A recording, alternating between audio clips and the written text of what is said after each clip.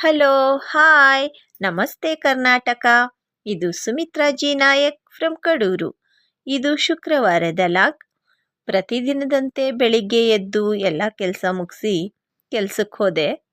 ಇವತ್ತು ನಮ್ಮ ಸಾಹುಕಾರರು ಅವ್ರದ್ದೇನೋ ಪರ್ಸನಲ್ ರೀಸನ್ನಿಂದ ತೋಟಕ್ಕೆ ಬಂದಿರಲಿಲ್ಲ. ಅವರ ಅನುಪಸ್ಥಿತಿಲಿ ಇವನ ಹೆಸರು ವಿಜಯ್ ಅಂತ, ಇವನ ಸಾರಥ್ಯದಲ್ಲಿ ಹಗಲೆಲ್ಲ ಕೆಲಸ ಮಾಡಿದ್ವಿ.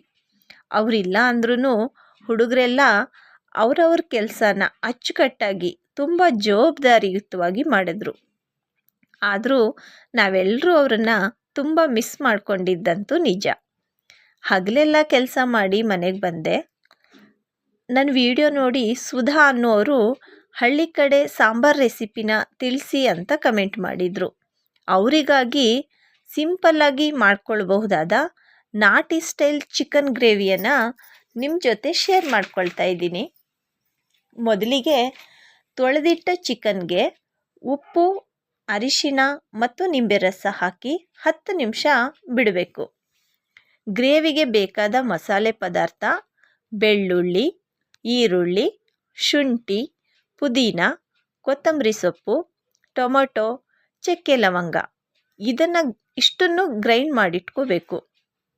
ಬಾಣಲೆಗೆ 2 ಚಮಚ ತುಪ್ಪ, ಎಣ್ಣೆ ಹಾಕಿ ಕಾದ ನಂತರ ಹಸಿಮೆಣಸಿನ್ಕಾಯಿ, ಈರುಳ್ಳಿ, ಕರಿಬೇವು ಹಾಕಿ ಈರುಳ್ಳಿ ಗೋಲ್ಡನ್ ಬ್ರೌನ್ ಆಗೋ ತನಕ ಬಾಡಿಸಿ ಅದಕ್ಕೆ ಸ್ವಲ್ಪ ಅರಿಶಿಣ, ಮ್ಯಾರಿನೇಟ್ ಮಾಡಿಟ್ಟ ಚಿಕನ್ ಹಾಕಿ ಅದಕ್ಕೆ ರುಚಿಗೆ ತಕ್ಕಷ್ಟು ಉಪ್ಪು ಹಾಕ್ಕೋಬೇಕು.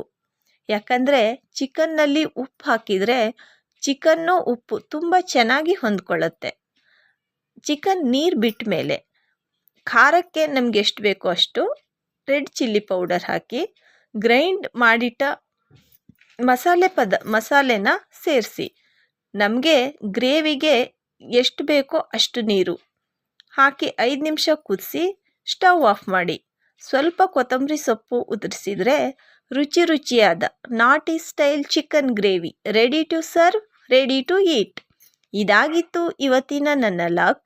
ವಿಡಿಯೋ ಇಷ್ಟ ಆದರೆ ಲೈಕ್ ಮಾಡಿ, ಶೇರ್ ಮಾಡಿ. Thank you, bye.